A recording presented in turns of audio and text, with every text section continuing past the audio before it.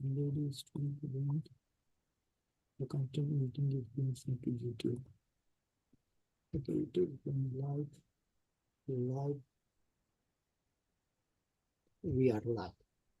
Okay, thank you so much, Donovan, to joining me once again on our weekly live show. It's always a pleasure to have you here. Oh, Sammy, I'm always excited. It's always fun with you, my friend. Yeah, thank you so much, my friend. You are the soul of the Sami Parvez show. That's what it's about. That is what it is about. Sammy, how are you doing this fine Sunday? I think I'm all doing fine.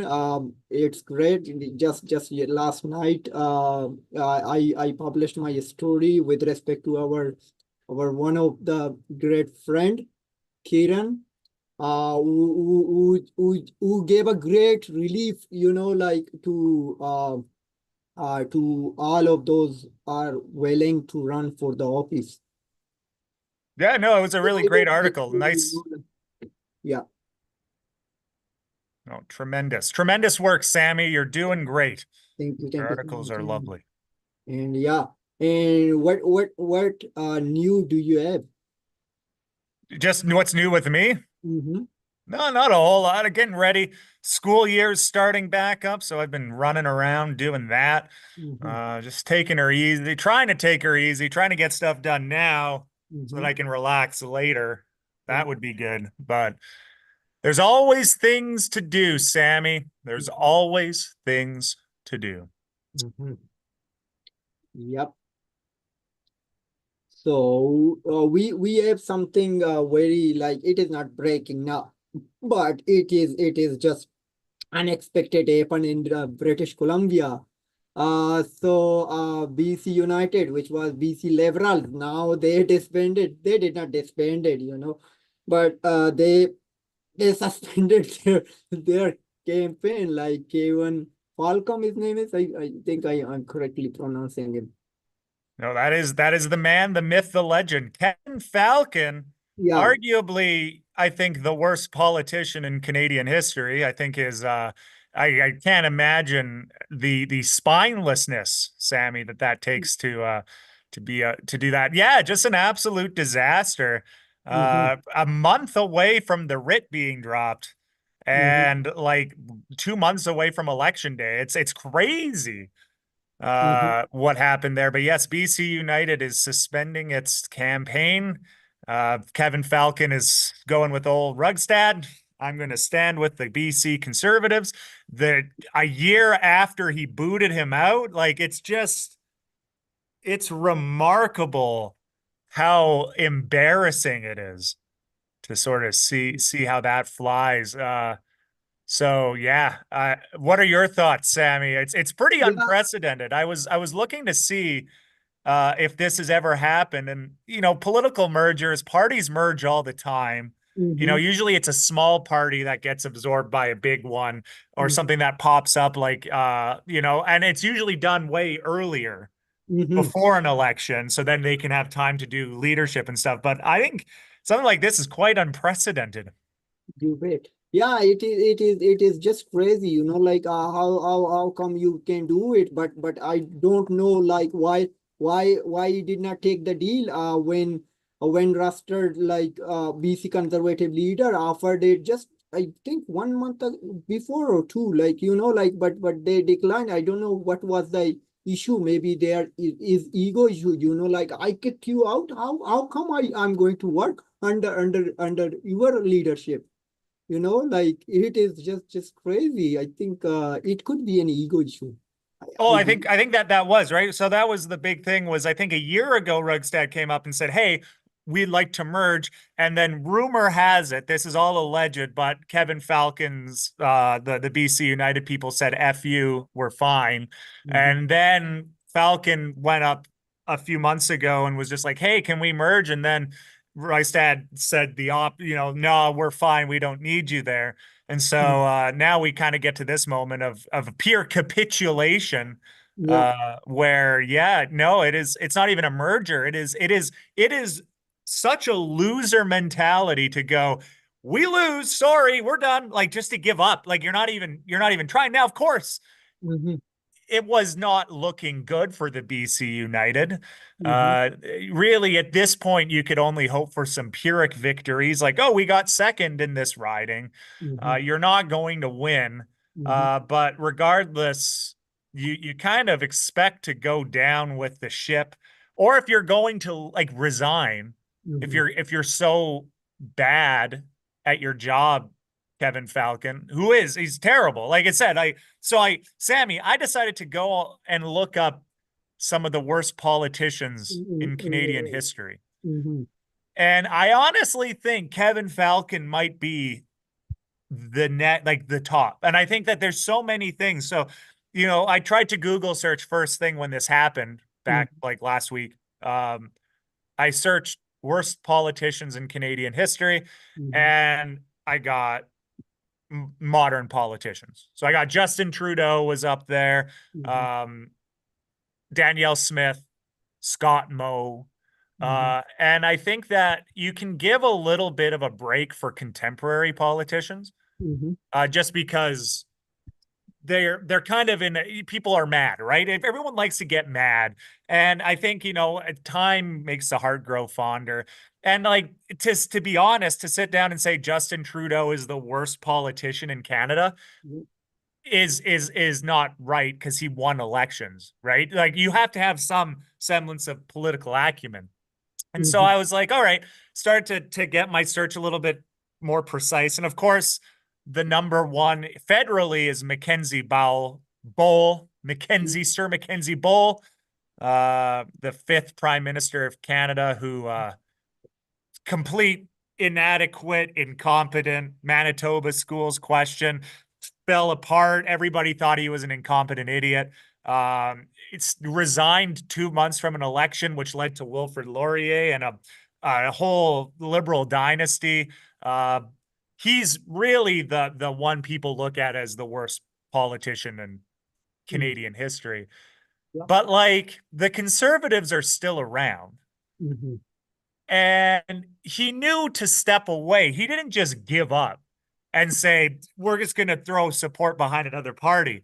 Like at least he had the forethought. I think if Kevin Falcon had resigned, you might be able to make an argument either way. But to just give up is such a spineless cowardice. It's quite impressive.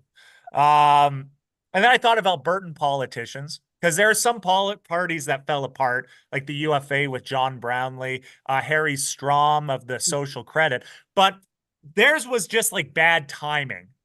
The time for Guard to change. Yeah.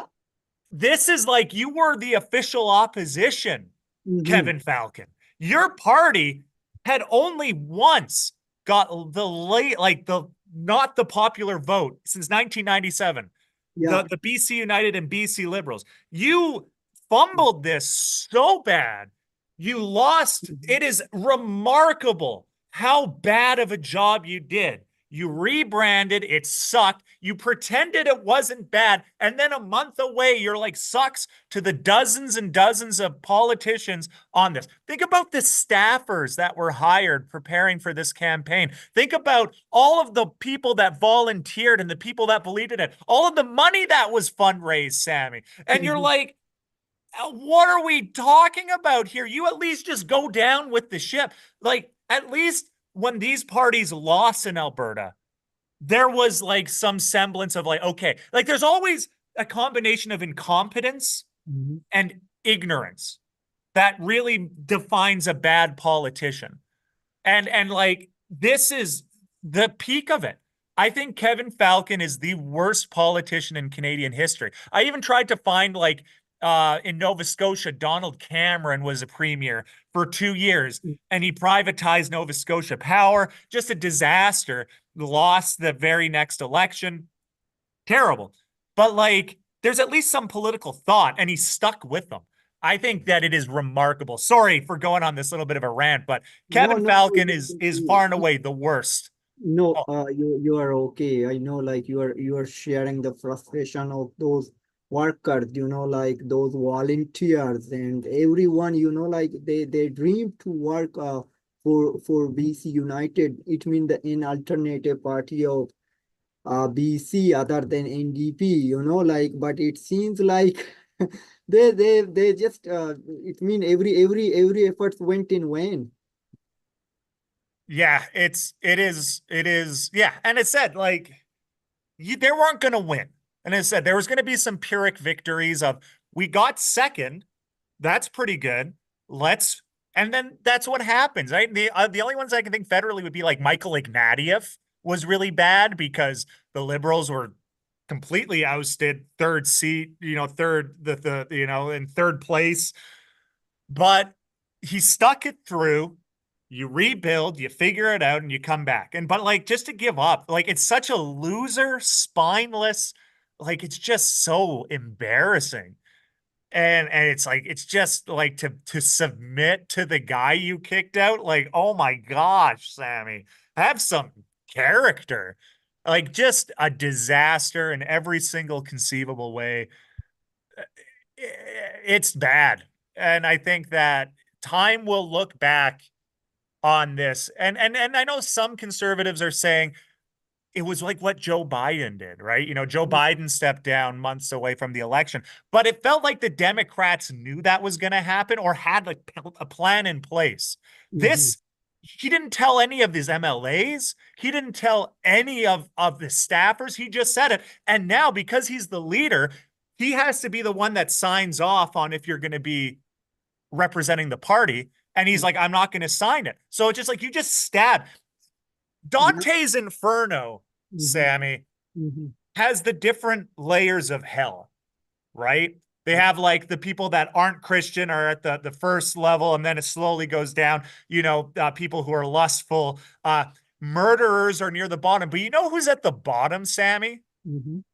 It's betrayers. Yes. That is in Dante's mind the worst person that can be, and that is Kevin Mhm. Falcon has betrayed all of these people, stabbed them in the back, and he's just running away like a little coward. It is embarrassing. I think it is. It is one of the worst. It is absolutely pathetic. And he is a pathetic person. Watching him that press conference with Rugstad, and he's just standing in the back, like, oh, okay, sorry. Just have some spine, dude. Ugh, unreal. So it is completely over Kevin Falcon politics career, right? Oh yeah. If he could you imagine him showing like like not only are you just bad, like you're bad at this, but like you stabbed everyone in the back. Like you can at least like and it said like Danielle Smith I don't like. I think that she's doing some cronyistic stuff that bothers me, but she had enough political acumen to come back and not only after stabbing the Wild Rose in the back, but got to get I don't think Kevin Falcon has a single thing that he can do. He might get like a nice little position on a board from BC Conservatives, but like it doesn't even do, if you really think about it, I don't think the numbers, yeah, we're seeing the polls are now pretty even, but like the BC NDP needed those BC United votes in places like Vancouver. And now they're probably going to get a lot of those that were sort of left leaning that like or the moderates in Vancouver are probably going to vote BC NDP. Like it doesn't really in the grand scheme of things do a whole lot.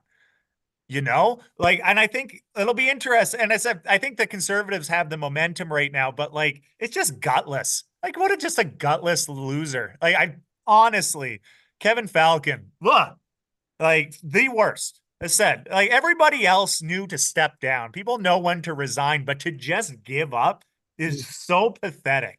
It's so pathetic. Oh, you just nailed it, my friend. I hope like somebody needs to like share this video with Kevin Falcon. You must Yeah. Oh, know man. that Yeah. He's it just spineless. Just like a spineless guy. Go down with the ship or resign and be like, yeah, obviously, but yeah, just unreal. But yeah, that's the big thing. We'll see what happens already, though. The polling is showing it evening out, but we'll see what 1 month from now does, right? And particularly for those that are moderate conservatives, progressive conservatives, how do you feel about having a guy that says climate change isn't real? That guy that sort of says all this stuff, right? Then that's going to be a deciding factor for a bunch of folks. Mm, Um, yeah, but like it's just oh, what a I never this is unprecedented and it's just a disaster. Like all the money, oh, I don't even want to think about that. But mm, it's looking like um the people that have their electoral stuff ready to go, the candidates can still run, right? They can't just fully withdraw the nomination. The leader can't do that. He can only say you're going to represent BC United. So we'll see how many of them are going to come and say we're, like a no affiliation candidate and see what that does too for the numbers, right? You're going to have a lot of ticked off people that are going to run just to spite you, you know? And they're going mm, to run to spite the BC conservatives, incumbents that'll be like, I'm not going to represent these guys. I'll run as an independent and siphon some votes. That could be a possibility as well. Like, I don't think it's as clear cut of a thing as something like Joe Biden stepping down. I think that's going to be an interesting thing to see if there's going to be a little coalition of former BC United members running together. mhm.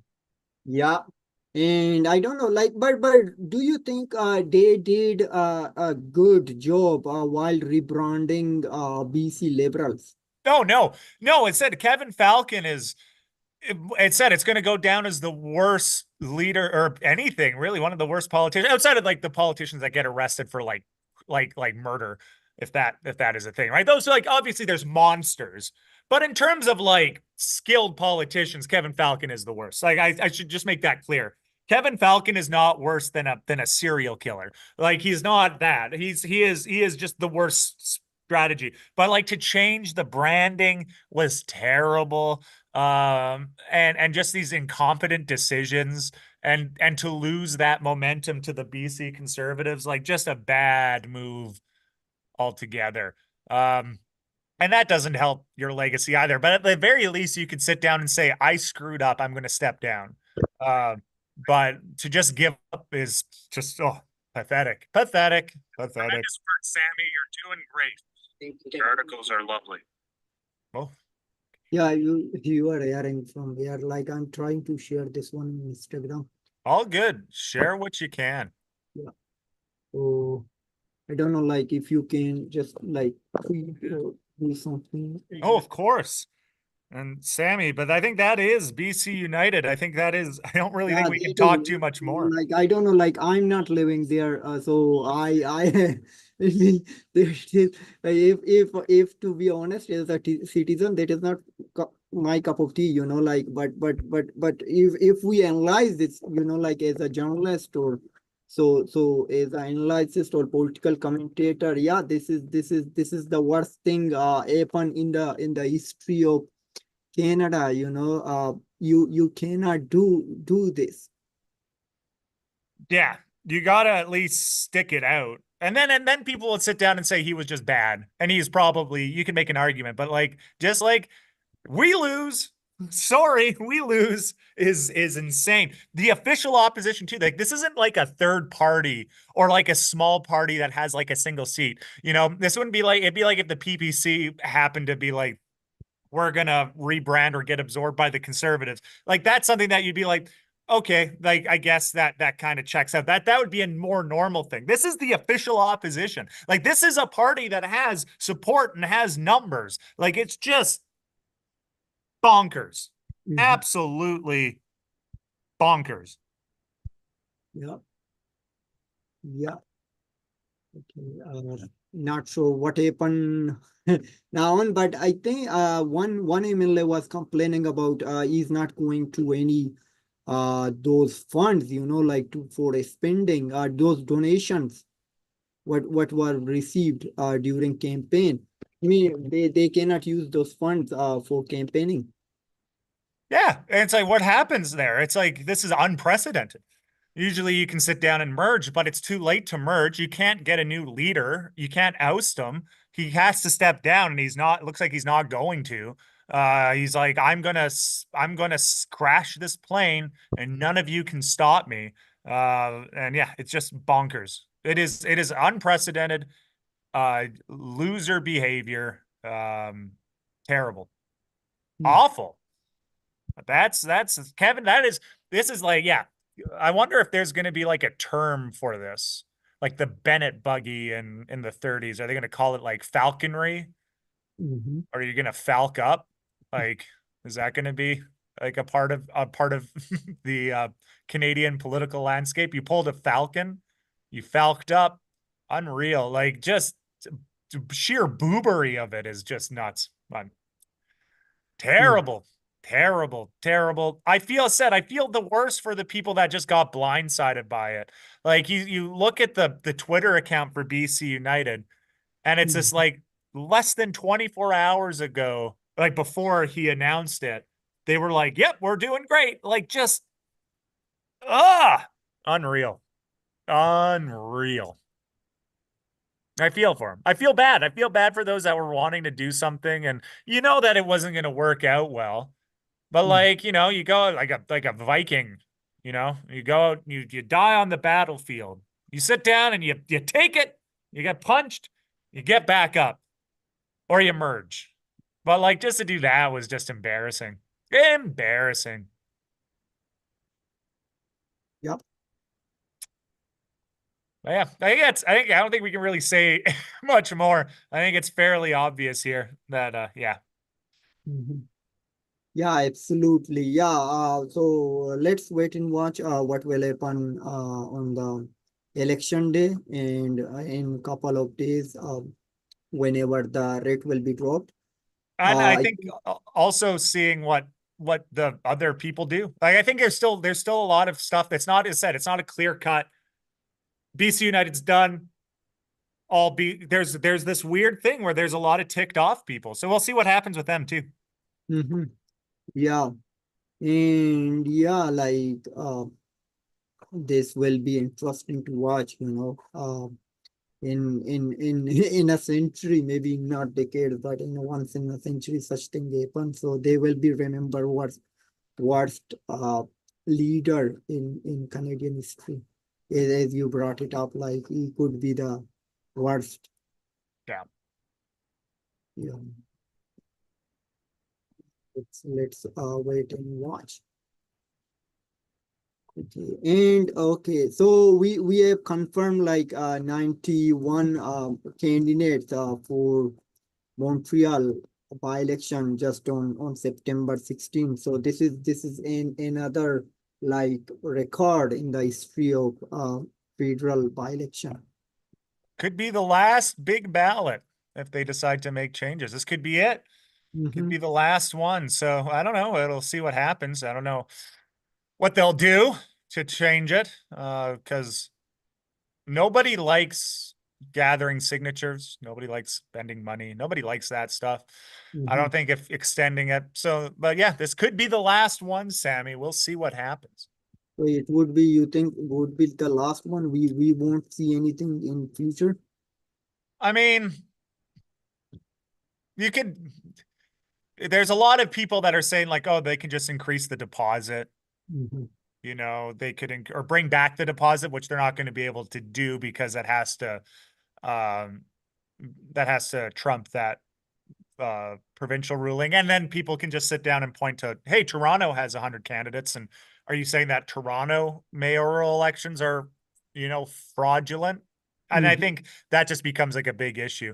I think that they might do stuff like, one official agent per candidate, or like five or like, well, one official agent gets five candidates. That could be a thing. Um, uh, But like this will all depend on elections Canada, or these like politicians make these rules. I think the politicians could make the rules. I think because Elections Canada can't do anything. They'll have their report that they do at the end of every by-election, and it'll might make some suggestions. Um, uh, but I don't think it all has to be up with the politicians. But I don't think the politicians are that it's just like, if you think about, really, there's like the only viable ways of doing it that isn't going to create a headache is that you have to, but then you're gonna have to amend the Elections Act, and that becomes a big thing. But to have like you have to live in your province would cut down the long ballot significantly because there's lots of people from Quebec and Western Canada, or from Ontario and Western Canada. Um, really the only one that I think could work would be like official agents.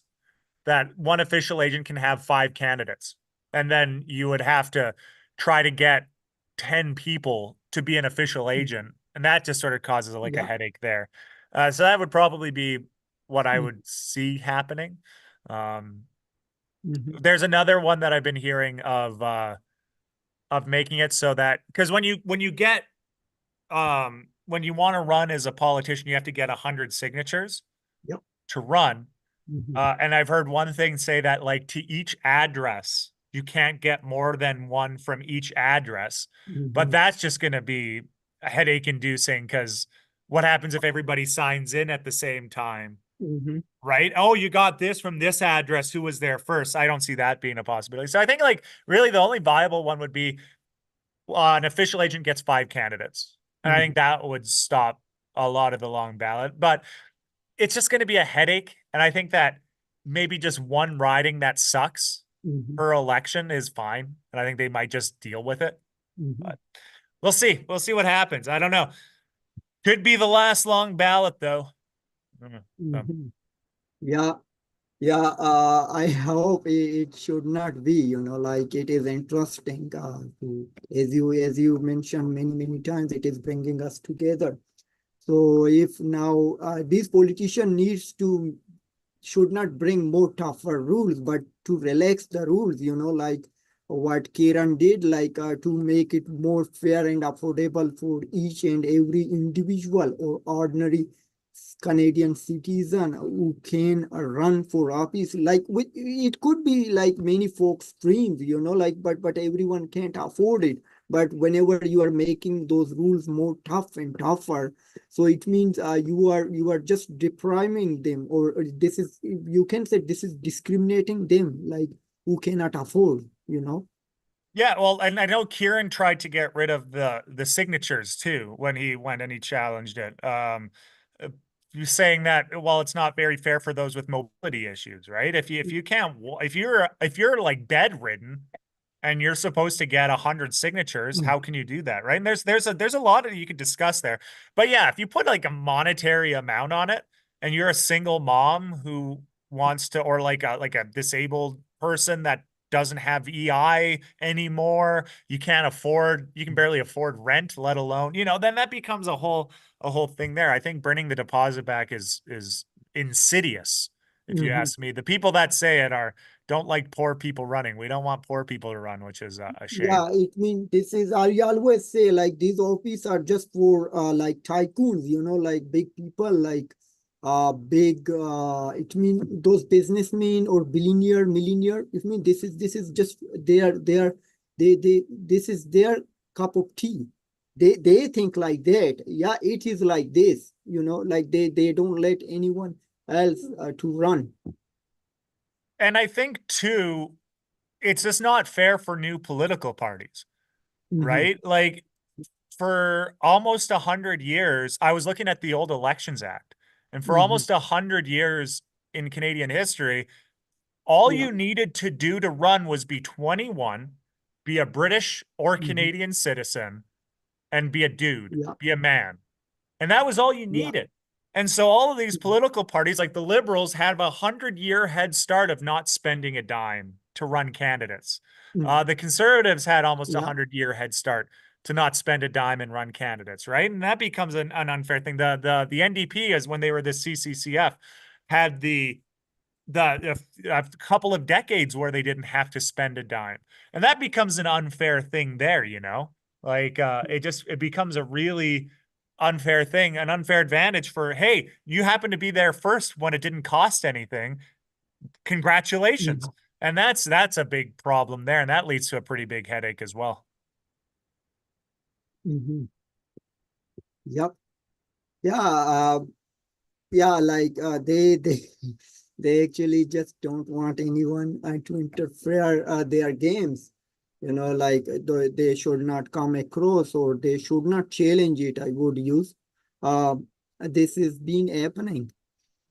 Yeah, for a long time. I just need to bring up like something, like Trudeau was just traveling around the country, was just, oh yeah, I was always visiting here and there, like on Canadian taxpayers' time.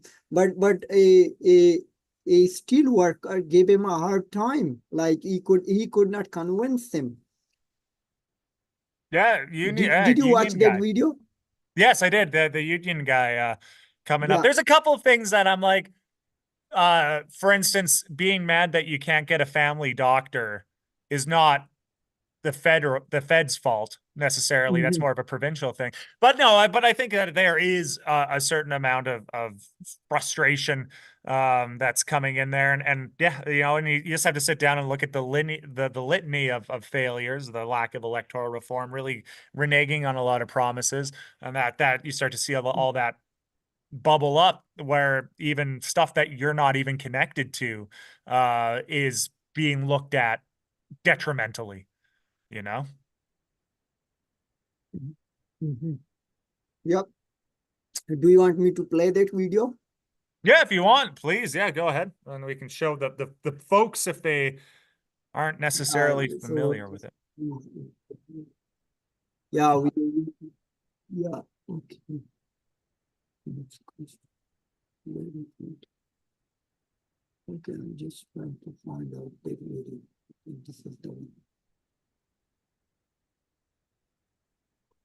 Let's see, maybe it is still downloading, but okay, I just put it in download. Yeah, so there it is. Well, we're Yeah, so we will watch this video and see how Justin Trudeau confirms. handles Okay, yeah, there we go. very thrilling. I'm having fun. Yeah, I'm just I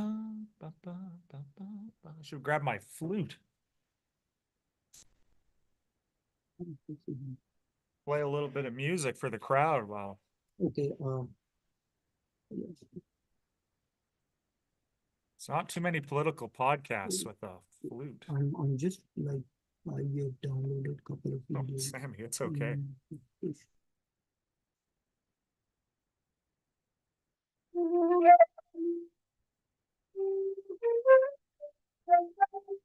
Oh no, Sammy.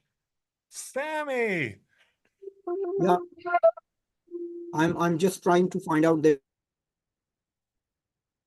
No. Am I still in? What up? Well, Sammy will join us back here in a little bit. Hopefully. If not, that's the way it goes sometimes. Any questions in the chat? Any questions? Concerns? We got lost. There he is.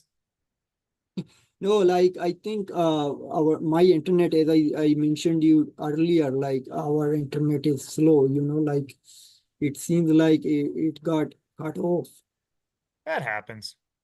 Mm-hmm. All Yeah, I good, got my. Sammy. Mm-hmm. Well, we don't have to.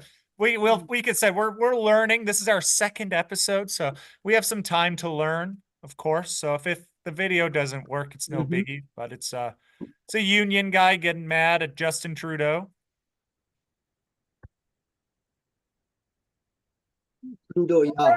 Yeah, he did not give, like it means Trudeau tried to shake his hand, but he did not. He's like there are people who are struggling, because of the only guy, some like Blanchet called him like the king of Canada, like he's the king. He's not the king, but particularly it mean he rules on us, like all the powers are with him. Well, that So also kind of well, yeah, and I said, yeah, Canadians are struggling, and the Liberals are almost finally aware of it. A year away from a potential election for and then they've changed their temporary mhm. foreign worker policies. and they've done a whole switcheroo on that to get a little bit more stringent. Mhm. Which is, I think this is one of the reasons why I said if I'm going to sit down and say I don't like Justin Trudeau, Mhm. obviously, but you got to give him credit that he is not a dumb politician. He's got a fairly okay political mind, got Mhm. some fairly decent political acumen. For the last 3 years, using temporary foreign workers and Yeah. an increase of migrants Mhm. to prop up the GDP, smart. And Mhm. now, a year away from an election, Yeah. you just have to shift it. And now you get the benefits of a high inflated GDP. Because Mhm. I think if you look, Canada's GDP is higher than like Australia's, right? Yes. But if you look at GDP per capita, Canada's lagging quite significantly. So you end up actually playing a smart move if you're Trudeau, that you can point at the numbers and say, hey, under Canada, we're one of the top GDP for our country, but how much of it is an actual thing per capita? And there's lots of Canadians struggling. And so Mhm. now you pull that switcheroo where you're like, we've always been tough on immigration, particularly with it being a year away from election day. Election. Yeah. That becomes a year is a long time. And if you really tighten it up and you show we're caring about Canadian workers, we don't, the temporary foreign worker is screwing Canadians over. People forget what the last 3 years was. Yeah. It's a long time to sort of switcheroo and have people forget. Yeah. Particularly if it works out well, right? You keep that GDP high, you start actually having the capita go up. You Mhm. could potentially and it's already, the Liberals, I think, are polling the best they have in the last like 2 years. Yeah. Like I think there was that one, I think it was an Ecos poll that has them getting 81 seats, Mhm. which is not good, but it's the best it's been Yeah. for the last bit. Mhm. Yeah. And I think I found that video. If you would like to, we can play it and watch it. Yeah, let's give it a shot, Sammy. Let's give it a shot. Let's see what happens. Okay.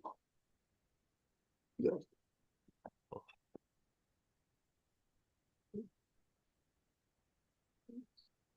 Okay. Can you see the screen? Yep. Yep, yep, yep, yep.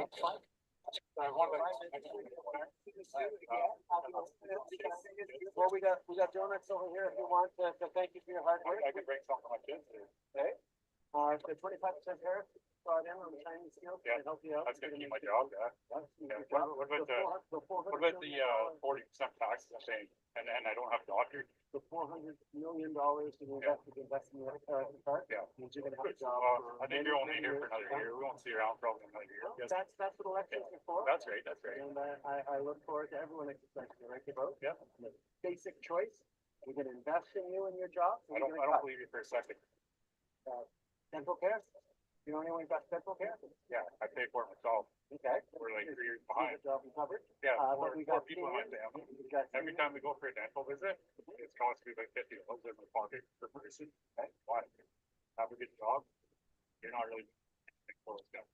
Actually, it's investments that when people want to go to the dentist. Yeah. Got to go to the dentist. Probably like my neighbor that doesn't go to work. Because she's busy.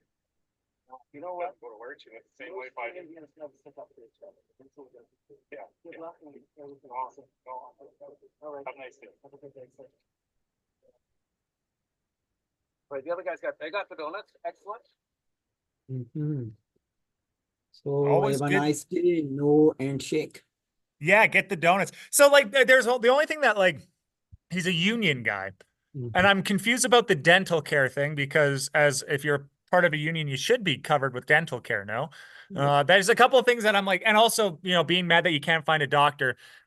There's a couple of things that I would say that's more of a provincial issue, though. I've mentioned before, if you're going to start to increase migration, you got to get doctors and you got to get them certified, but that becomes an entirely new Mhm. problem there. So there's a couple of things that, yeah, I understand kind of where he's coming from. There's a frustration, sort of an increase in tax, never good.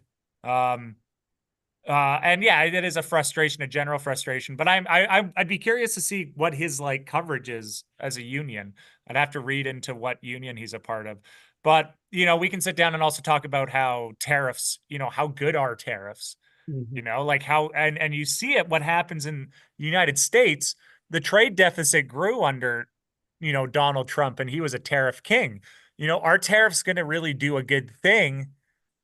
That remains to be seen. I think that just sort of looking in the last 10 years, Donald Trump increased tariffs, and they were importing massively, not doing too much exports. It wasn't really building up much of an industry in the United States. And that becomes a problem in and of itself. So it's not exactly, yeah, it doesn't look good regardless, and I think as a union guy, you got to be pissed off at how Trudeau handled the rail strike. And I think that also allows an opportunity there. And yeah, you got to vent your frustration, but I do think that some of that is like the doctor thing is me sort of like a little quizzical. Mhm. Yeah, but as you brought up like union, but all of the unions usually support New Democrats, or there are some unions who supports like conservatives too. Typically it's New Democrats. Like there's a semblance, a little bit of a leftist outlook on things. That really is what unions are, right? Because conservatives are typically going to be, we run the business. You are a worker. You should be happy that you're a worker. Thus, that is sort of what you get. And a union kind of is antithetical to that. That hey, we should come together and put our might together and put sort of control the power of a business owner. So usually, but I will Mm. say that Pierre Poilievre's been doing a good job of playing himself as I am pro worker, and I Mm. think that the workers should do stuff right, and challenging Singh too to bring down the government, being like, if you're going to care about workers, you need to stop Trudeau.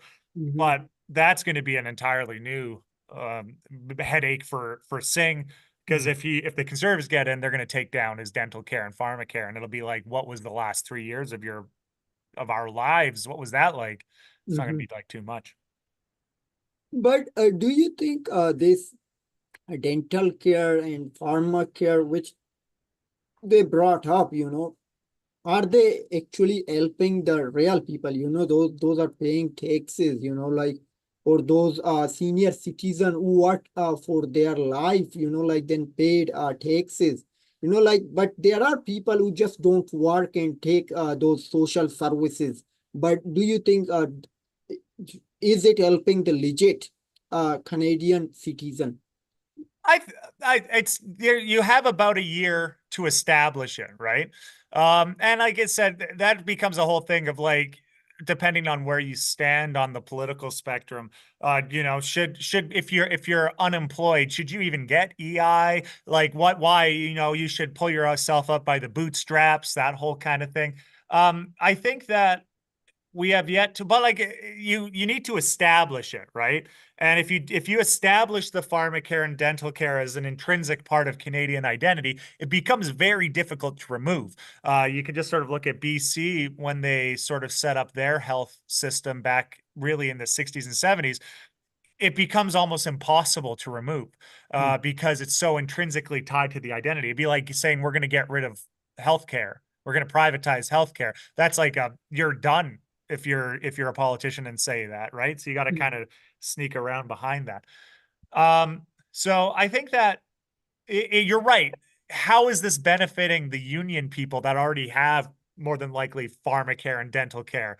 How is that helping them? And Singh is Mhm. on this little tightrope of, I need to show solidarity with union workers, but at the same time, the average Canadian needs to be able to Yeah. see how great of a guy I am and show that like we've got this set up. And so I think it's a Mhm. lose-lose. The NDP, I think, are set to win. What did that poll have them at? Like 14 seats? Like just ugh, like no good. There's no way you win if you're Singh. Mhm. Outside of maybe stepping down would look good a year from election day. You step down and you say, I obviously am hearing the concerns, or you call like a confidence motion, Mhm. and you sort of within your party, Yeah. within the NDP, you say, What can we do? Bring it to the members." And if they all sit and you get 51% like Jason Kenney did for his confidence, you step down. You're like, no, Yeah. obviously there's enough people that don't like me, and I'm not doing the right thing. And I think that would show a bit of character for him. And I think that would actually help the NDP quite a bit. It gets rid of Singh, right? Mm. If you step down as Jagmeet Singh, Yeah. you end up having somebody that comes in, they take the liberals down. I think you end up having at least a little bit of a boost in morale. But that's a Mhm. similar thing. King Trudeau, King Singh, or I guess Prince Singh, he's second in command. He's a little lapdog. I think if you get rid of it, I think you can make something happen if he Ron, steps you down. got cut off. Like, Oh, hello, hi. Can you hear no, me? you are here. Like, so there was connection issue. What you said, like last sentence, it is just Oh, I uh said, I think that Singh is a lapdog, and I think just stepping down and distancing yourself from him will look good for the liberals or for the NDP. Sorry. mhm, It'll look good for the NDP. And then you can get a new identity. And I hope that they do that. I think that would be a good idea, but that's my 2 cents. mhm. Yeah. But Singh is not going anywhere, like he will stay until next election, maybe after next election he will resign, but there are many folks, even though P.R. Puriyar also mentioned that he is more concerned about his pension than Canadians. It is unclear that whether he is going to pull the plug to call for an election. As Canadians already showed, like they are sick of this liberal government. They are not doing enough for Canadians. They are mostly eager to work for themselves. Like Justin Trudeau's health minister, like called like Canadians should not travel around. Like they will burn the planet. Though it could be another meaning, but clearly he said like that. That use the term, but he flew to France to watch the Olympics. It means you are telling us that you must stay at home, but there are two types of rules. One rule for you and one for thee. So it does not make any sense. Like if you are flying around and asking us, oh, you need to pay for the carbon tax because the planet is burning and there is global uh, like climate change or global warming, but you are not caring anything, and the unemployment is rise, and you are increasing the taxes on every April past. I have been keep saying this thing. On the same day, you will get a pay raise, which some politicians believe they deserve it. You don't deserve this pay raise, as you are earning over $200,000 and you are the second highest pay law. It means you are the second highest lawmakers in the world. So it means these are ridiculous. Somebody should give a thought about this one. What are you doing? And I did not hear anything from any politician who object for getting a raise. Yeah. No, it's easy for it's also easy for the conservatives to say we don't deserve or like, but like you're still getting the pay raise, right? It's easy to be opposite. It's one of the reasons why being opposition is so easy because you can always criticize whatever everybody else does, all right? But you still get the bonus, you still get the benefit of it. Yeah, I think optimally, if Singh resigned, he wouldn't get his pension, Mhm, but I think that would show character. It would show that there's something bigger involved than the party. mhm, But yeah, you're right. I don't think he's going to, and I think they'll ride it out. He'll lose, and then he'll step down. But the NDP are going to be shattered, mhm, right? Particularly with him just propping this up and losing. They're just sort of draining so much of that, which is never. Well, it's just terrible leadership. Singh might beat Kevin Falcon as the worst political leader. He might pull Jagmeet Singh might pull a Kevin Falcon. That would be remarkable, wouldn't it? If he just said, "Yep, we're gonna step aside. We lose." He mhm, could, which would be a disaster in itself. So I don't know. We'll see if Singh can eclipse Kevin Falcon as the worst leader in political history. There's a lot of cool stuff happening right now in politics, Sammy, and it's kind of exciting. Yeah. And Yep, and there are also some concern that some folks are trying to get rid of Daniel Smith, like in the upcoming UCP convention. Yeah, well, I think there's a lot of idiot decisions she's making. Mm-hmm. Of course, like the cronyism is never good. You're giving pats on the back to Covenant Health. For those of you who don't know, um, Danielle Smith has just recently said that in order to bring up more competition, Alberta Health Services is the public branch. She's going to extend out towards the Covenant Health, which is a Catholic faith-based health organization, and they run stuff like the Misericordia. There's like a lot of like Catholic health related things, or sort of gray nuns. But she's giving that to the power of one of the northern Alberta communities. She's taking it away from the AHS. But if you look at who's on the Mm-hmm. board, it's like there's Tyler Shandro, who was a part of Danielle Smith's or the UCP's cabinet. There's a bunch of people involved. She's also giving herself lots of like tickets to things. That becomes a whole thing. She rewrote the gift rules for the province of Alberta Yeah. to make it a little bit more murky so that you can get more stuff. And then she goes to the Oilers game. She goes to all these tickets. She gets all the prime stuff there. And you read into it. And it's like, oh, I guess technically that wouldn't have flown previously. And that becomes a problem too. I think that there's always rumors of an ouster, unless things are going really well. There's always Mm-hmm. going to be rumblings. I think she's going to stay. Um, I think that things are going quite well for the UCP, just in terms of there's a big surplus coming for Alberta. I think it's a $2.5 billion surplus. So it doesn't make a lot of sense to leave when the going's good. Mm-hmm. There might be a couple of people that'll display their upsetness, Mm-hmm. and then Danielle Smith will give the feel that, oh, this is good, like, and I'm listening. But she'll stay as leader. I think she'll stick around. Particularly too, you don't want to step down when the NDP have a new leader. Um, and that becomes a whole can of worms to sort of change at that point. You're established, stick it out. If people get really mad, maybe step aside. But right now, people are pretty content, despite the cronyism from Danielle Smith. Mm-hmm.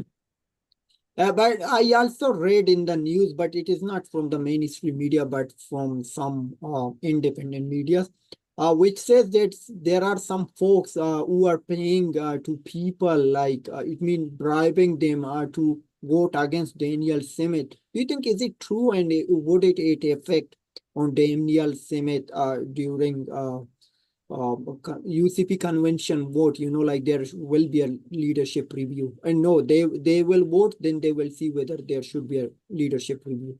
I don't think so. I think I'd have to read it. I haven't really read that those Mhm. reports that there's bribery and chicanery amongst the insiders that might want to topple Danielle Smith. They said things are good. You don't want to shake the boat right now.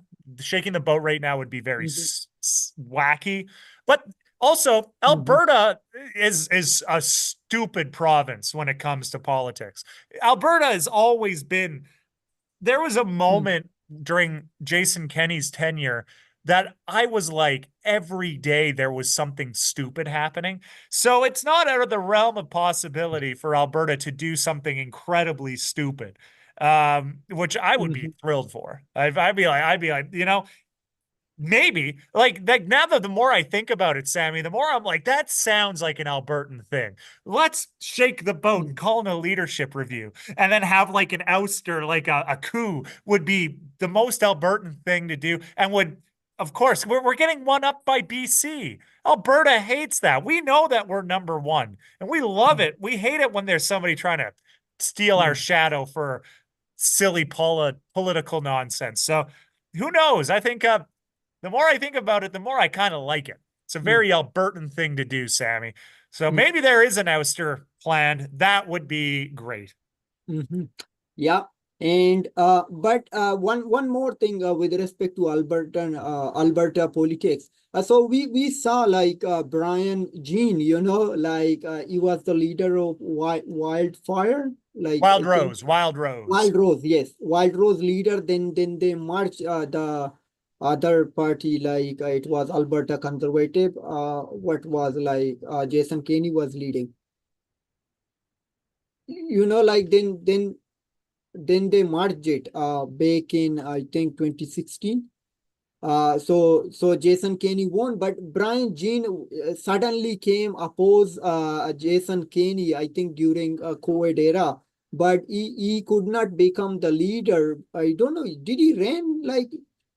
Yeah, so that whole leadership thing that's become a big thing. The kamikaze candidates is a big thing that people talk about. How Jason Kenney was running, that's the rumor. Though it's been investigated and there's some proof of it. Apparently, the RCMP said that there was some chicanery and sneaky nonsense, but then they kind of pretended that it didn't happen, or they didn't really follow through on it. But I need to look at it. So this is all alleged. I'm just sort of saying that it's alleged, but there is a lot of wacky stuff that took place from that. And Brian Jean really had he was the man of the people. Everybody seemed to like him. They liked him more than Kenny, and yet Kenny pulled off the win. And there's a lot of, that's the insider dirty politics, right? If Jason Kenney's an established political veteran and was and knew when to step down. But yeah, that was a whole wacky thing there. I'd have to start to refresh my mind on the leadership there. Something we can talk about in a later day. But yes, there was the merger was a little wacky, a lot of sneaky backroom deals. Yeah, but it seems like I saw his video which which he posted on August 29th, like uh he's praising Daniel Smith, but he was completely against of Jason Kenney, like because of him, like Jason Kenney stepped down and he won the those convention vote, but they were good enough to lead, but he did not get what he's supposed to get, so he resigned, like, but he did a good job on that. But now I'm observing he's more pro to Daniel Smith than he was to Jason Kenney, and not sure what he's going to do next. But maybe he would be the next leader of the UCP. Well, I don't know. I think this is what I'm talking about. If don't shake the boat, I think he just ride it through. Brian Jean seems to be just living his life. I think he did a little video being mad at a couple things across the world, but like I don't know. I haven't really heard too much. Usually you can tell when somebody is wanting to come in, but he seems to be happy with it, and that's, as I said, don't shake the boat. Keep things good. UCP's doing well. They're polling well. Keep the numbers going, keep things good. Yeah, the same thing is happening in Ontario too, like Doug Ford, though like a star, the Toronto Star exclusive report on it, the title was like it means despite like too many controversy after controversy, but Doug Ford is still leading in the polls. So Yeah, so this is like it seems like it is I don't know, this is not a magic, but it means it is weird. You use the term weird, like liberals, if they do something wrong, they will lose in the polls. But unlike provincial, some parties, particularly Doug Ford's PC, and then we see like in Alberta UCP. So it seems like they are always leading in the polls, despite if there are some controversies, or if there are some leaks or some other thing, even though if they break the rules, as you mentioned, like recently Daniel Smith changed the gap rules, like to give to give advantages to ourselves. or other our colleagues.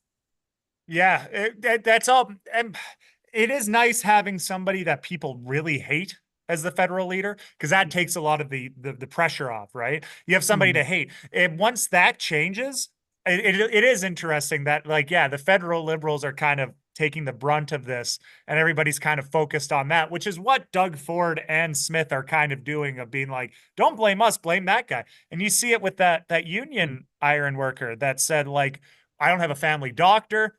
Whose fault is that? That's not necessarily Trudeau's fault. That is a more of a provincial thing. That is Yeah. provinces do healthcare. And so, but like Mhm. they've managed to avoid that. Now all of a sudden, what happens if you have a conservative leader who leads federally? It becomes very difficult to point at that guy. Hey, it's that guy's fault, when it Mhm. also perceptually looks like you're under the same banner, Yeah. right? And so that becomes a whole thing. So I think, well, you can see Doug Ford's raring for a new election, right? He wants to call an early election Yes. and then survive that 3 years. And then when people might get mad at Pierre Poilievre, Mhm. you can step away. You at least got those 3 years to, or at least to try to distance yourself. So, yeah, that's some of the benefits, right? You're not the liberal. And you saw what happened with the BC United when they were the BC Liberals. People were mad at that name. Yeah. Though I noticed in Newfoundland, the Newfoundland Liberals, people in Newfoundland seem to be aware that there's a difference between Newfoundland Liberal, because they ended up Mhm. pulling off a win in their by-election. So Yeah, though like Atlantic Canada always has been a barely. pro liberals, I think in Nova Scotia, PC conservative, like PC progressive conservative, yeah, PC like party, they won. Yeah, if please correct me if I'm wrong. It means it was an unexpected race. I think couple of years ago, Yeah. right? Yeah, so it means just because of liberals performance in the federal government, like they showed everyone that if they that it mean you must hate like liberals, like liberals are what. Even though I had a couple of days ago a former Sask liberal leader, uh, Jeff Jeff Walters. Now which is Sask Progress. Like they change also rebranded their name because they don't want to go in a door and say we are liberals. It means he also mentioned that it means this party should be rebranded back in 1997 when the liberals and conservative formed some new parties. It means they from like liberals to other like Sask party, like they created. And so or Sask NDP, it means they should not reflect with their federal counterparts, and you cannot take a banner of Team Trudeau to knock someone door. Hey, I'm Team Trudeau, like everyone hates him in the West, especially in Saskatchewan, in Alberta. So these things are like tells or these things tell people, yeah, you need to make some changes within your political parties. Yep. No, yeah, it is. As said, like, it seems like Newfoundland's the only one that seems to be aware there's a difference between the provincial liberals and the federal liberals. But yeah, everywhere else, it's just like a death sentence if you're gonna knock on the door. I never really thought of that, but yeah, if you're knocking on the door being like, "Hey there, my name is Donovan Eckstrom, and I'm a part of the Liberals," and watch somebody like slam the door in your face, Mhm. even though you might be provincially, yeah, you got to sort of plan that out. Mhm. Sask Progress, I think, is a better name than BC United. BC United was always a weird name. It sounded like a football team or like a soccer team. Yeah, yeah. Okay. So you already brought up like government made some changes with respect to immigration and temporary foreign workers, and also international students. Like there are too many protests are ongoing in Canada, like they should extend. But I did not publish another video. I had an interview with an immigration consultant. His name is Rod. So he said that whenever these international students get their like admission, like they will sign a paper where it is clearly mentioned that whenever you will complete your education, you are going back to your home country and you will serve there. But they will do alternative thing here, like they believe when they have arrived in Canada, spend money, they should stay here. But that is not the case. And those viewers are watching, it will be streamed tomorrow at 3 p.m. I have an exclusive with this immigration consultant who clearly mentioned everything, like he's not a fraud. There are some, he also mentioned about there are many fraud consultant who will take your money and don't offer you something, or there are he also mentioned, like you heard like labor market impact assessment, I think LMIA. For that, there are many employers. They charge those employees around of 40K to 60K to help them get in Canada. But he said that is also illegal, but it should not. They should not pay. They should not take, and that's why government is striking their rules. And there are, he mentioned that many companies were blacklisted by government. So it means these things we won't hear much about, but these things are happening. Like there should be some rules and regulation, and the changes comes. Like I don't know. You heard about it or no? There was a UN report which called temporary foreign workers in Canada are modern day slavery. Oh yeah, well, like particularly, like I know that like aware of some of the people, like for instance, Tim Hortons is very much pro temporary foreign workers, and they kind of what they do is that yeah, you will give you a house, and then but we're gonna take that out of your paycheck, so we pay you way less, and Yeah. we're gonna shut, and then it's like yeah, it's always like this gross, it's always been gross, Mhm. sort of looking at it like that, and like there's also the whole what was it? I was that they weren't following all of the rules for background checks. So there was like Mhm. some fraud that's been taking place too Yeah, that yeah. everyone was kind of turning a blind eye to, and that stuff starts to pile up and people start to get frustrated. Yes. And as mentioned, like it helps with your GDP. It looks good because you just have Mhm. bodies in. But even the Bank of Canada said that it's unsustainable since 2000, Yeah. bringing in all these people and pumping everything up without any plan in place. And you have these Mhm. temporary foreign workers, for students that are refusing, and then Canada just being like, okay, we'll just be fine with that. And now we're starting to have that shift where it's like, no, we're not fine anymore. We're going to change things and get all that back. And that becomes a whole nother can of worms a year out from an election. Mhm. But as said, like the Liberals can sit down and say if they stay in power until the next election day, the next federal election in next year October, they can say we've always been hard on migration. Look at our last year, and people will be like, okay, because people are pretty quick to forget, uh, you know, 2015 on to 2023. Mhm. So yeah. So I need to ask you, how do you see like politics? Okay, let's begin first of all Montreal by-election. Like 91 candidates are running. So what are the chances for the Liberals to win? Because this is their safe seat, like since 2015.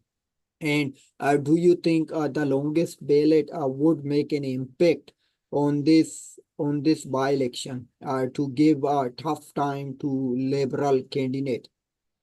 I don't think it's necessary. I think you're going to have a tough time regardless. Um, I don't think it's going to necessarily change the because I think people are going to come out. First off, I've often said people are going to come out to see the ballot. The ballot is very big. By-elections tend to not have as much of a turnout, and by-elections are hard to win when people don't like you because people are more likely to go out. When people are mad, they're going to do something. When people are mad, they're going to go out and vote. By-elections have notoriously low turnout, but when people are upset, they're more likely to turn out and people are mad at the Liberals. Mhm. Um, So I don't think it's necessarily the long ballot, but I think the long ballot does highlight frustration. And I think that's a key thing there. So I don't think it's not like it's like people are going to vote the long ballot for the sake of voting the non ballot or long ballot. But I don't think I think it just sort of shows the frustration, which is what, Dennis Pilon mentioned in one of the Canadian press articles, that people will make a mockery of it. And I think that's sort of highlighting the frustration in the system. And I think that's a pretty key thing there. Yeah, and but it means the longest ballot committee is targeting specifically liberal safe seat. I spoke with Kieran. He also mentioned that they are particularly targeting liberal safe seat because Justin Trudeau promised back in 2015 that this would be the last post ballot system. But he broke his own promise because he was advised that if he would change this election system, he would never ever form a majority. But there are some speculation that opposition party could be behind this longest ballot. Is it true that Conservative Party or any other party is behind longest ballot? No, it doesn't take that long. It's easy for people to get, like, I will say outright, there's none of that. If you can, let's audit everything. It's not. In fact, I was talking with Kieran, and if the long ballot's done, there's still a chance that we might do one in both ridings of Trudeau's riding and Poilievre's riding. Yeah. Could be a possibility. 2 long ballots in the 2 leaders' ridings would sort of send a message of like, hey, like this could happen to you. Don't be an idiot. And renege on that. So no, there's no concern. I wish, man, like, listen, as this happened the last time with when the Rhinos ran a Maxime Bernier and Maxime Bernier's riding, and then Maxime Bernier, the PPC leader, said that we were paid for by the Liberals and Warren Kinsella and all this stuff. And I was like, I wish if I got a paycheck that was from the conservative, I would post that on social media so fast. I'd be like, this is amazing. Get into politics. People will pay you to do some chicanery and some wags. That's my favorite word right now, chicanery. But people will pay you. That's awesome. And then you can't feasibly think that giving money to a rhinoceros candidate's going to work out well in your favor. It's going to be, we're going to mock you and be like, you're so stupid for doing that. No, this is a thing that is highlighting a problem and it's absurd. It's mocking and I think that there is some to that, though I am running seriously. I want to be clear here that I am running as an Albertan. The long ballot gives me the opportunity to run as a true Albertan in Montreal, but no, there's no conservative. We're not connected to the Koch brothers. There's no Ezra Levant in the back, the rebel media pulling the strings. It is a movement of pure electoral reformness / the opportunity to give Montreal more opportunity to vote. Yeah, and also Kieran also mentioned they are going to target Pierre Poilievre and Justin Trudeau's riding in Papineau, and their one is in Ottawa, Carleton. Yeah, Ottawa, Carleton. Yeah, but do you know, like, where are you going to run if that happens? Oh, I'm going to run in Grand Prairie, Mackenzie. If it's a general election, I will put aside my ambitions of running in Western Canada and run in my riding, and make fun of everybody and highlight how they're all paid for by lobbyists. All political parties are, that there's other powers that be, and give people the opportunity to vote for somebody that isn't a major party, which I think is important. I said, I run for it's interesting that you run for the Rhinoceros Party. You still, it's fun, but there is still seriousness involved, right? You have to go through all the paperwork. You have to do everything that the major parties do. And there is a seriousness attached to it, though it gets lost with the wackiness. So no, I will run in Grand Prairie, Mackenzie, barring the next general election. I will be there. And so right now, who is representing Grand Prairie riding? Oh, it's conservative. It's Chris Workington. Conservatives have represented this riding since the 40s. I think there was a liberal back in the 40s that won under William Lyon Mackenzie. And then it's just been conservatives or Canada Alliance or any of like sort of the offshoots of that. It's been very conservative and will be conservative until they could run like a corpse, Sammy. They could run a dead body as their, and that they would get 60% of the vote. It is Wow. a conservative riding till the heat death of the universe. Mhm. Canada might not even be a country, and the conservatives would win up here. It's the conservatives have it in place forever. So yes, it is Chris Workington of the Conservatives. Um, but I run because it's good. It's good to give people choice. You know, it's easy to give up. Mhm. But I think that that's silly. Mhm. Don't be a Kevin Falcon and give up. Yeah. You know, be a actual person with conviction and a spine, Mhm. and then anything can happen. Okay, and but you are going to run as serious, like a very serious candidate, like unlike what's happening now in with. More serious. I'm still going to be lighthearted, but this upcoming by-election or the upcoming general election in Grand Prairie Mackenzie, I'm going to run somewhat more seriously, not super seriously because that's lame. But I'm going to run with a little bit more of like of a questioning mind. I'm going to have a more of a platform. I'm going to sit down and be a little bit more focused. Mhm. But So, are you going to appear on Sami Parvez show during that time? Sammy. Or is that even a question you need to ask? Of course, I'll be there, Sammy, with bells on. I would never say no to the great Sami Parvez. I'll show up and, although I don't know what the rules are. Well, I don't know. Whatever. I'll show up. I'll show up and we'll chat. We'll make Mhm. it work. Okay, thank you so much, sir. You honored me for the word You you want, said. It is not a question to be asked. yeah, without question, Sammy, I'm with you. Okay, and so we were talking about the policy changes in Canada with respect to immigration. We also saw like yesterday or a couple of days ago that Germany deported 30 Afghans to in a special charter flight. Those were founded criminal activities. It means those could be terrorists or something like that. It means they did, and we saw also 3 people were killed in Germany recently, I believe. It means they deported. Do you think we would see such thing like that? It means, as per my observation, the Canadian like policies, like especially with respect to immigration, it will take too long. They are too tough. It means to deport someone. Yeah, well, it's tough, right? And I think that if you're the liberals, you're wanting to show, hey, we're also tough on crime. And I Mhm. think that would look good of somebody that is on a temporary foreign visa or temporary visa, and someone breaks the law and you boot them out.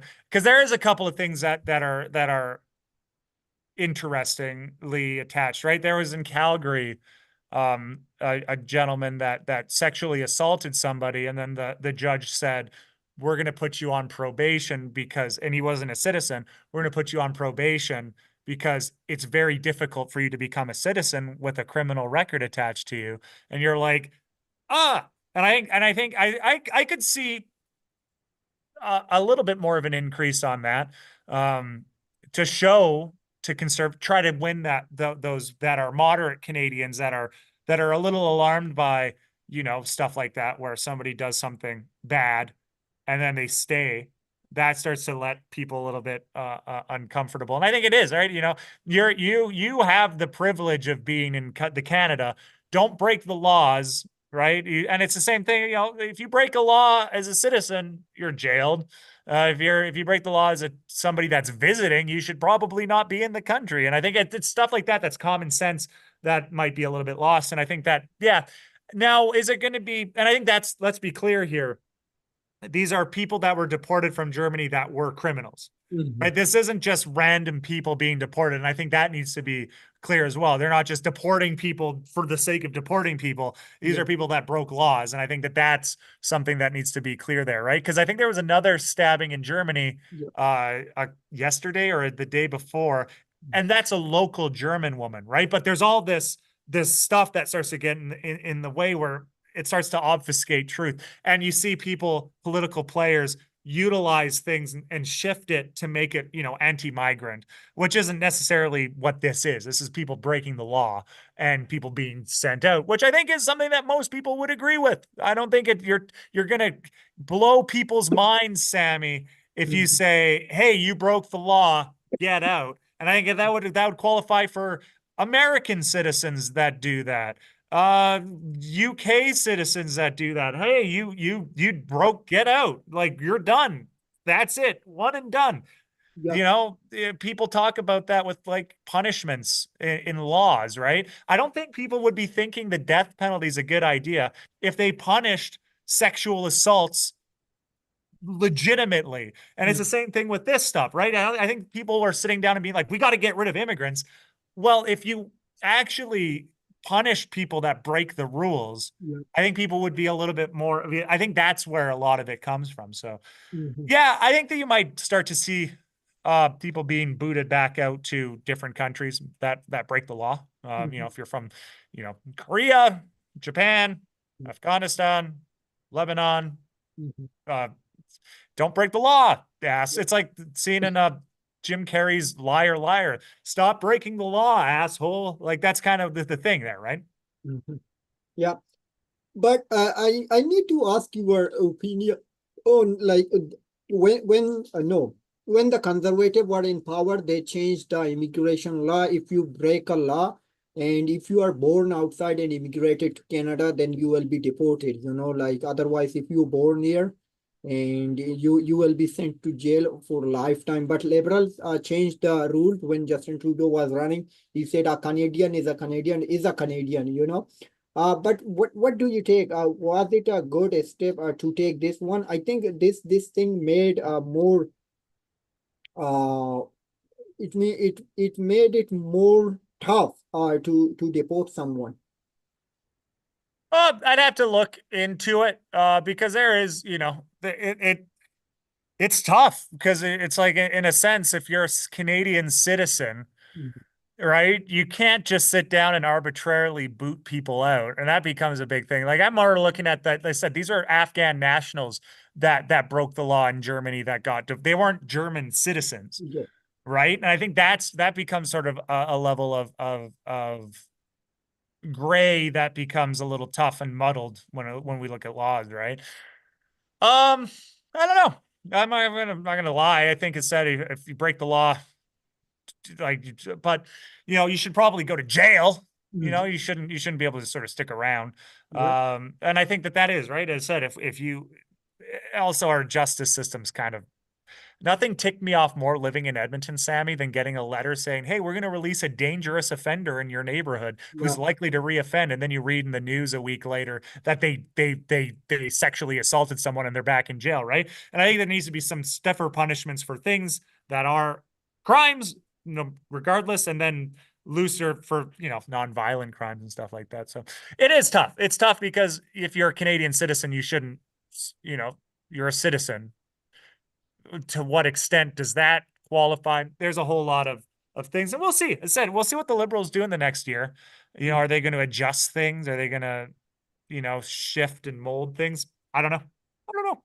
Mhm. So if you get elected, where do you stand on such circumstances where someone should be get deported because he committed a crime, despite he obtains Canadian citizenship? If it's a Canadian citizen, I might have to say, like, obviously, if you commit a crime, go to jail. If it's tough as a citizen, I would probably, you can't just start arbitrarily removing people's citizenship because they did something bad, and I think that as the rules state right now, I know that it might not necessarily be some people, but I think you can't. You can't. But like, obviously, if you're somebody that is likely to reoffend, don't could be released. Like, that's always crazy to read. It never made sense to me. And then that's the case. So no, I think that if you're a citizen, you have to, as it stands right now, you can't just start arbitrarily removing people's citizenship and then be like, sucks, you're because of this and that and the other thing. It's sort of like that same thing when people talk about, it's a terrorist attack well, Family Guy made a joke about that, about how it's just like it's a terrorist the darker the skin is, but the lighter the skin, it's like a mental health problem, right? And Yeah. that becomes a whole thing there. Because there's some that might be, they made a mistake. How are we going to define it, right? And that's also one of the reasons why I'm against the death penalty, is because we can't let morals dictate punishment, right? And we can't sort of, if you are a citizen, you are a citizen. You can't just boot somebody out and arbitrarily decide to remove that. Yep. And okay, I think we talked a lot. But It has I been a need lot, to, yes. I need to ask you, like, so what happened to that offender? You said you like those residents received a notice that criminal is being released from jail, so stay caution. So was he get arrested? Back? Yeah, they get arrested. Like it's just yeah, like, and you'll see it in the newspaper where they're like, "Hey, we're releasing this person who is likely to reoffend," and then they then they reoffend, and then they get arrested, and they kind of stick in a cycle until they do something really heinous, and then they're in jail for 20 years. And then, but it's just like all these like sexual assaults and then stuff like that, and it's just frustrating, and like I never liked that. And I think that but that opens up a whole can of worms too of, well, we have these laws in place, you know, are we going to sit down and arbitrarily say that, well, this person, doesn't have mental health support? That becomes a whole thing. But I think I speak to a lot of people. You get that notice from Edmonton Police Service saying, "Hey, we're releasing Ray S, and he is likely to reoffend." And then you read it a week later. There should be like almost like a punishment in place for the police Yeah. or for knowingly, well, this is he's going to do it again, and then he does it again, and you've just robbed somebody's innocence. You've caused harm to somebody knowingly. When if I knowingly drink and drive and I kill somebody with it, I get negligent punishment. But when our systems do it, nothing happens, and the only people that get punished are innocent people. And I think that's something that's never settled with me properly. I think if you're going to release somebody and and I think that would also get terms of like, we're going to make sure there should be some semblance of negligent punishment involved for that. But yeah, that stuff like that always never sat well with me. Yeah, and you already mentioned like the riding where you may run, it is like dead riding for the conservative, like they have it forever. But do they go like campaign each and every door during election time? I don't think so. I've talked with people and they've never gotten a door knock from a conservative. Usually people just sit down and grab their signs and stuff like that. They'll mail, but I don't I imagine they do. You have staffers, you have volunteers, obviously you would want a door knock, but I don't know a lot of people who've actually talked to a conservative door knocker. You don't really get a lot of liberal. You'll have a couple people get their signs and then they put them up, and then you get a little bit more NDP and Green door knock a little bit more. But yeah, I don't know too many people that were conservative that have gotten a door knock from a conservative volunteer. Did they knock your door? No. Nobody knocks on rural Alberta doors. I've never gotten a door knock from when I lived in Edmonton, I got door knocks and literature from everybody. But in rural Alberta, no, nobody. You have to drive out. You might get some more in Grand Prairie. Like I live out in the country, so I don't really get too But much. it means those folks like Chris Walk, he's not living in rural area, like he's living somewhere else. So Well, he lives probably, I think he lives in Grand Prairie, like the actual city. But you look at the riding size, right? Grand Prairie Mackenzie's massive. It covers a huge area, and those are all little towns and whatnot. And then yeah, but yeah, typically they live in Grand Prairie. So these people still will go like and on election day vote for this conservative despite not receiving any. Oh yeah. Oh, 100%. It's because your dad voted conservative and your granddad voted conservative. Heaven forbid you vote differently. So stick with the conservatives all the way through. Ride and die. Yeehaw. Did you ever voted for conservative? No. I can safely say that I've only ever voted Rhino. I love the Rhinoceros Party. And when I was in Albertan elections, I returned my ballot because you can do that. Because I Okay. don't like the people involved. Mhm. So before we would do would you rather, so we are, so the election by election is too close, like just 15 days. It means around like just two weeks, and no, like there will be still 2 Sundays we can do live show Yeah. before the by election. So are you going to send another message to Montreal residents? Très bon, mon ami. Je m'appelle Donovan Eckstrom. Je suis un Albertan. L'amour du Alberta. L'Alberta est très bien. Et la salle Mart Verdun est très bien. Et la compression de Arbor, c'est bon. C'est bon, très bien. Merci. Merci beaucoup. Okay, now you know It's time. it is time for would you rather. Yes, Are you excited?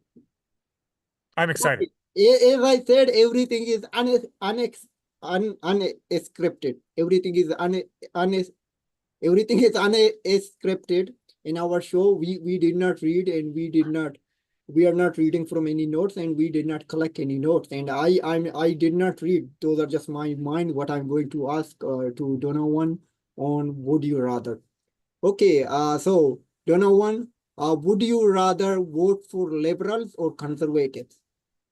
Ooh, oh man, Sammy, that might be the hardest question I've ever gotten in my life. I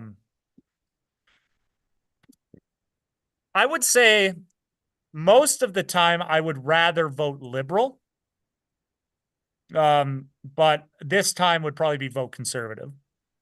But I'm not going to. This is not an endorsement. Let me be clear here. I don't like anybody. I think Pierre Poilievre is a career politician worm. But if gun to the head and I would never see my wife again, I would vote conservative. Mhm. Ugh, makes me want to throw up. Would you rather be interested living in Ontario or Quebec? Oh, Quebec. I'd learn French. I'd poutine. I would eat all the poutine. I'd eat all the tortillere. Quebec in a heartbeat. Also, Quebec has I don't know, there's something like magical about it. It's like living in a foreign country. Ontario is just kind of, sorry, Ontario, but you're kind of boring. You're kind of full of yourself. Quebec is also full of itself, but it's like proud, and I love that. Mhm. Okay. Where I get lost. Okay. So I turned my browser. I'm not seeing you. Okay. Would you rather be interested traveling to Iraq or Afghanistan? Probably Afghanistan, simply because who's the government in Iraq? I don't know. I think Afghanistan, I know that Afghanistan's government is the Taliban, Yes. but they seem to have stuff somewhat established right now. Mhm. And so I don't know what I haven't really, sorry, my Iraq government. Yeah, I'd probably say it's not really great, but I've been practicing a little bit of my Arabic. Shukran, ya Siddiqui, on what is it, on Duolingo.